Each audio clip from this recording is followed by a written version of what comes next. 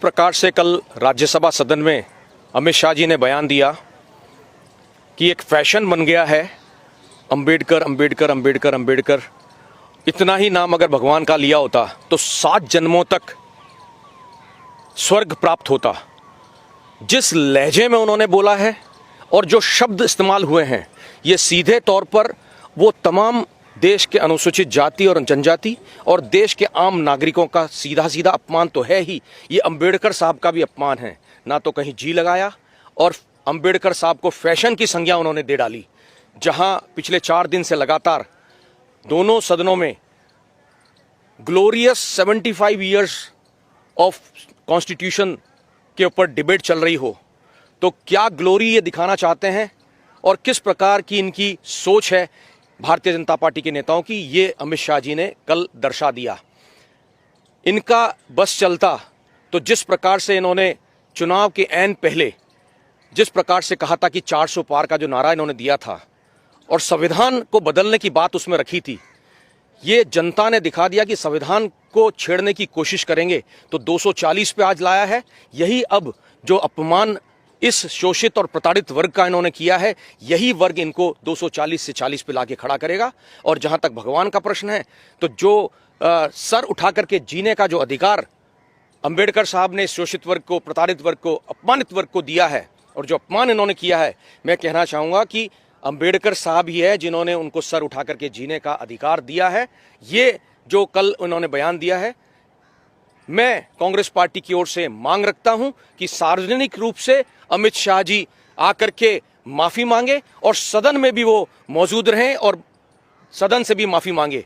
आज जो बयान इन्होंने कल दिया है, आज वो अपने इस संवैधानिक पद पर रहने का अधिकार खो चुके हैं। उन्हें गृह मंत्री पद से इस्तीफा देना चाहिए और सार्वजनिक रूप से देश से माफी मांगनी चाहिए। मैं कहना चाहूंगा कि हालात किस प्रकार के रहे हैं, आज भी हम अगर आज़ादी के पहले की बात करें तो बहुत अलग होगी। आज भी जहां पिछड़े क्षेत्र हैं, वहां आज भी अनुसूचित जाति और जनजाति के लोगों को साथ बिठाया नहीं जाता है, साथ खिलाया नहीं जाता है। उनके लिए सार्वजनिक नलों के ऊपर आने की अनुमति नहीं है।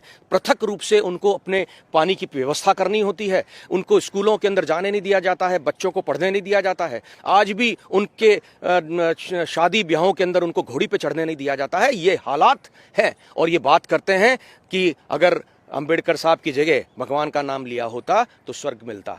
मैं कहना चाहूंगा जो ये प्रोपेगेंडा बना रहे हैं, अब चूंकि चूक तो अमित शाह जी ने कर ही दी है। लंबा चौड़ा कल 2 घंटे का भाषण उन्होंने चेपा और जिस प्रकार से ग्लोरियस 75 ईयर्स की बात हम करते हैं कॉन्स्टिट्यूशन की, वहां ग्लोरी की बात कहीं नहीं कही है, कहीं नहीं कही है।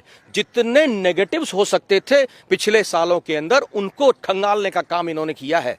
ये लाते उन तमाम चीजों को जो उपलब्धि थी देश की, संविधान की, ये जिस प्रकार से कल भाषण था, ये संविधान के ग्लोरियस ईयर्स को उन्होंने नहीं दर्शाया है। संविधान का अपमान करने का काम इन्होंने किया है और वही अगर 400 पार ये होते तो इस संविधान को तार तार करने का भी ये लोग काम करते। इन्होंने जिस प्रकार से उन पन्नों को निकाला है जहां कहीं कोई विरोधाभास था, आपस में आपसी पार्टियों के अंदर विरोधाभास होते हैं और उसको बहुत सम्मानजनक तरीके से आपस में या सदन में रखना होता है। लेकिन जो परिस्थितियां थी, इनके नेताओं ने जिस प्रकार से बात को रखा, इनकी सोच का पता चलता है कि इनकी सोच जो है इस शोषित वर्ग के लिए और संविधान के लिए और अंबेडकर साहब के लिए क्या है, किस प्रकार के ये लोग हैं, ये आज जनता जान चुकी है। मैं समझता हूं कि पिछले 12-13 घंटों से लगातार इसी बात पर पूरे देश में चर्चा हो रही है, सोशल मीडिया पे ये फ्लोट हो रहा है और ये लोग अब अपने आप को बचाने के लिए कह रहे हैं कि कांग्रेस ने इस क्लिप को तोड़ मरोड़ के पेश करने की कोशिश करी है। मैं स्वयं मौजूद था सदन के अंदर और सदन में जिस तरह के हालात बने हुए थे वो देखने लायक थे।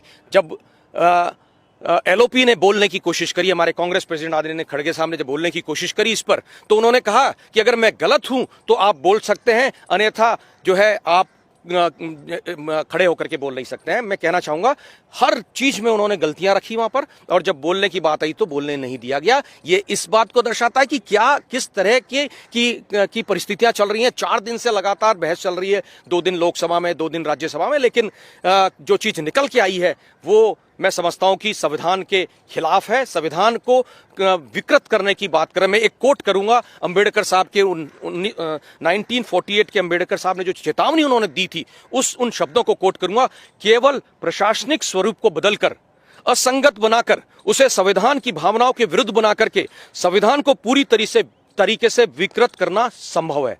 तो ये विकृत इस संविधान को करने की कोशिश कर रहे हैं। मैं इस मौके पे कहना चाहूंगा कि इनका सोच जो है वो इस शोषित वर्ग के प्रति सम्मान की भावना नहीं रखता है।